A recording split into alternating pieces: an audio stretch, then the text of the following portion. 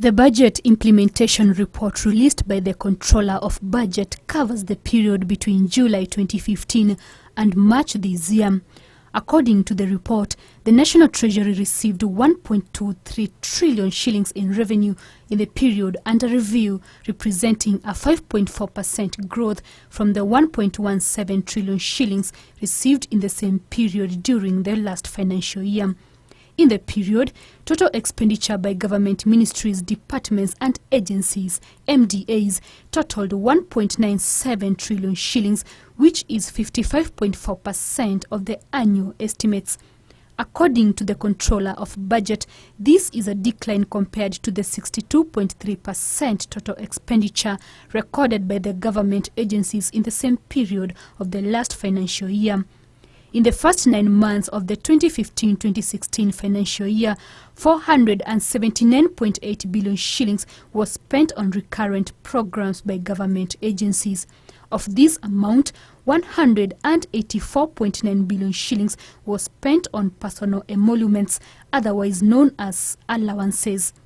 Interestingly, though, is that the Teachers Service Commission spent 55% of the total amount by all government ministries, departments and agencies on personal emoluments, meaning TSC spent 103.2 billion shillings on allowances alone.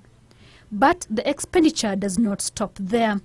According to the Controller of Budget, the National Assembly had the highest expenditure on domestic travel at 2.1 billion shillings, which accounts for 40% of the total domestic travel expenditure by all MDAs.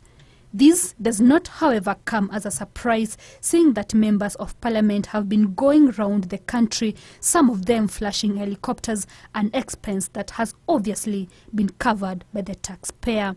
The expenditure by the National Assembly on domestic travel has even surpassed the expenditure on foreign travels in the Ministry of Foreign Affairs and International Trade, which has been receiving criticism for what the public termed as too much travel. The Ministry of Foreign Affairs spent 902.9 million shillings on foreign travels, which is 33.5% of the total expenditure on foreign travel. On the total recurrent expenditure, the Teachers Service Commission was the highest spender at 135.02 billion shillings, followed by the Ministry of Defence at 64.4 billion shillings.